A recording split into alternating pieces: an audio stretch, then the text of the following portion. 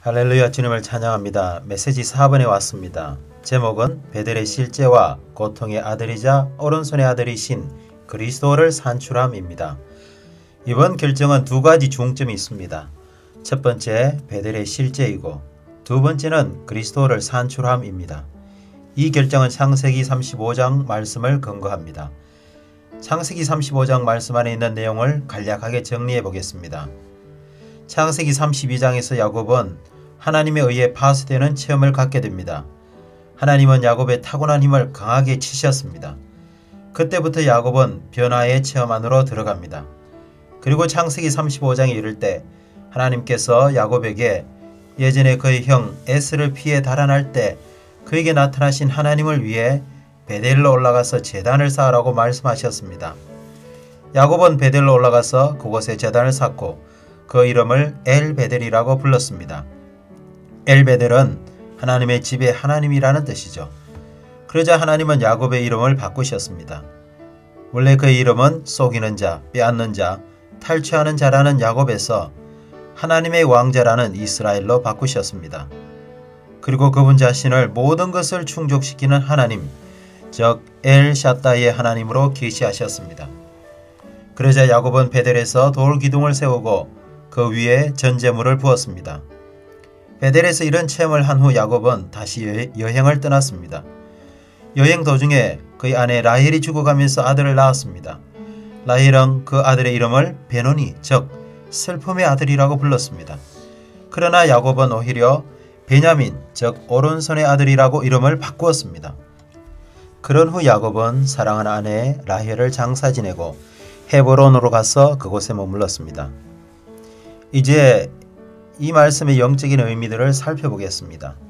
첫째, 야곱이 베델에 다시 올라간 것은 그에게 베델의 이상이 더 이상 꿈이 아니라 실제로 임한 것을 가리킵니다. 자, 우리가 창세기 28장에서 야곱은 베델에서 꿈을 꾼 것을 보았습니다. 그러나 이제 창세기 35장에서는 꿈이 아니라 실제로 베델의 이상이 그에게 임했습니다. 이것은 우리 모두 두 번 교회 생활 안으로 온다는 것을 보여줍니다.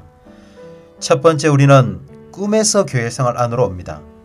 그리고 나서 우리가 다루심 받고 파쇄되고 변화되었을 때 우리는 실제로 교회 생활 안에 오게 됩니다.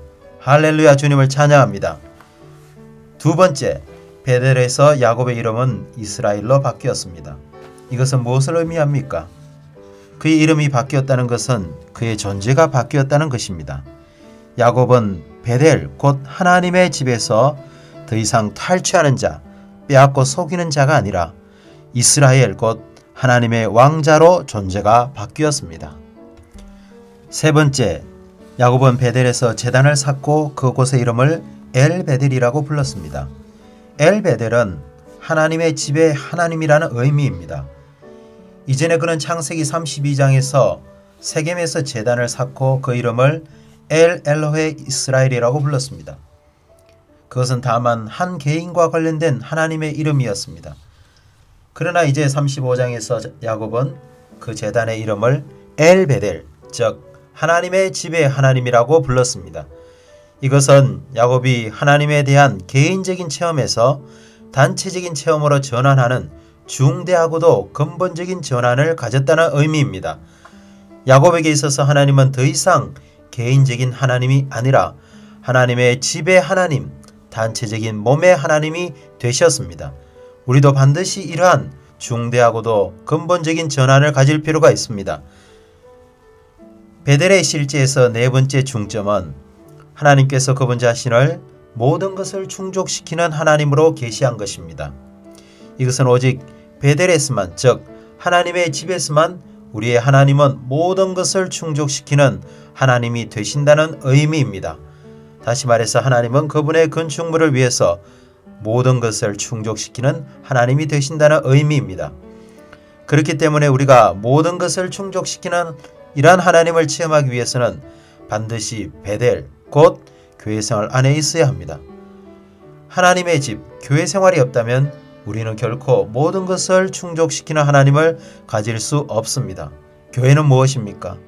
그것은 바로 아버지, 아들, 영이신 삼일 하나님과 연결되고 연합되고 합병된 한 무리의 사람들입니다. 이런 영역 안에서 하나님은 모든 것을 충족시키는 하나님이 되실 수 있습니다. 다섯 번째, 베델에서 야곱은 돌 기둥을 세우고 그 위에 전제물을 부었습니다. 전제물은 기본적인 제물 위에 붓는 하나님의 만족을 위한 향기로운 포도주입니다. 이것은 하나님의 만족을 위해 하나님 앞에 참된 포도주로 쏟아부어지신 그리스도를 예표합니다. 또한 이것은 하늘에 속한 포도주이신 그분 자신으로 우리를 적시시는 그리스도를 예표합니다. 하늘에 속한 포도주이신 그리스도는 우리와 하나 되셔서 하나님의 누림과 만족 그리고 그분의 건축물을 위해 우리가 쏟아 부어질 때까지 우리를 그분 자신으로 적시고 계십니다.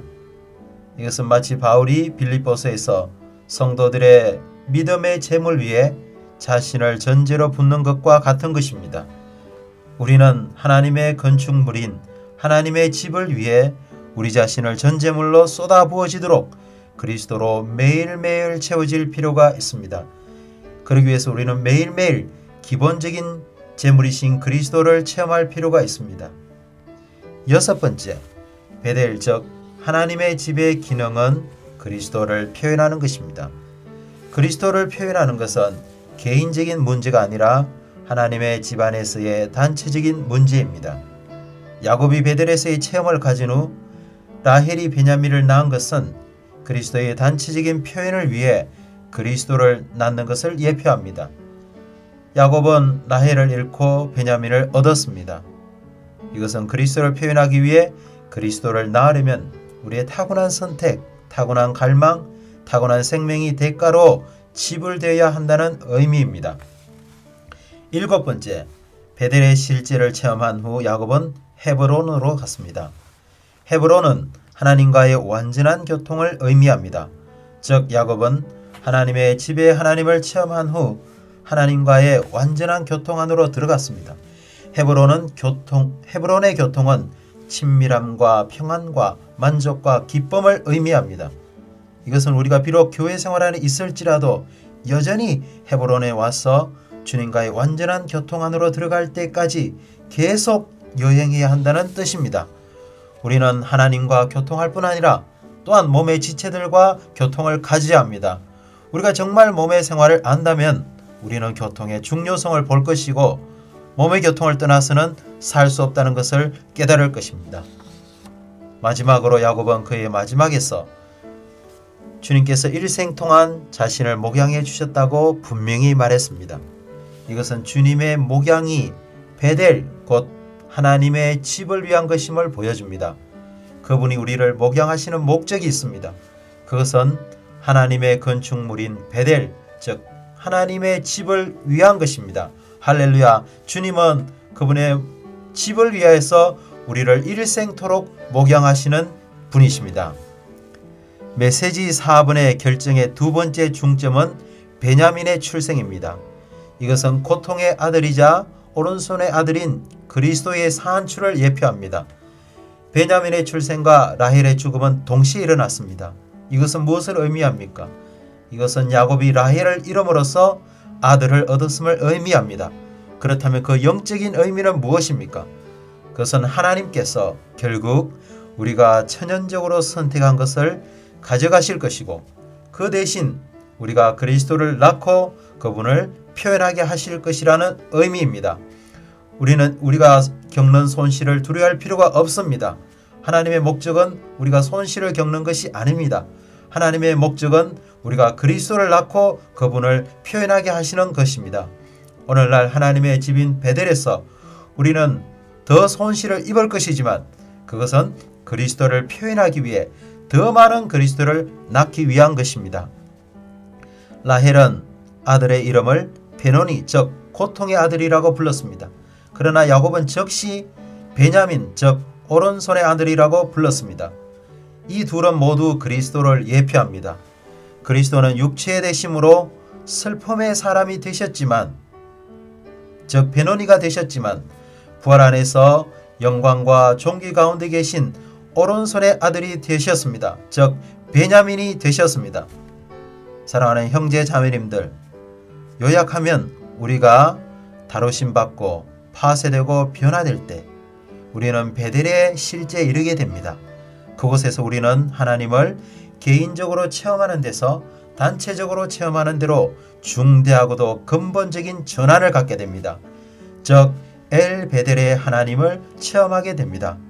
그리고 그곳에서 우리는 모든 것을 충족시키는 하나님을 계시받습니다. 그리고 우리는 하나님의 건축물을 위해서 또한 하나님의 만족을 위해서 우리 자신을 전제물로 쏟아부을 수 있습니다. 그리고 단체적으로 하나님을 표현하며 하나님과의 완전한 교통 안으로 들어가게 됩니다. 그럴 때 우리는 내적으로 이 모든 우리의 일생의 과정이 바로 그분의 집을 위한 하나님의 목양이심을 깨닫게 됩니다. 이 여정 가운데서 우리는 고통의 아들이자 오른손의 아들인 그리스도를 낳고 그분을 표현할 것입니다. 이것이 베델의 실제입니다. 아멘. 주님을 찬양합니다.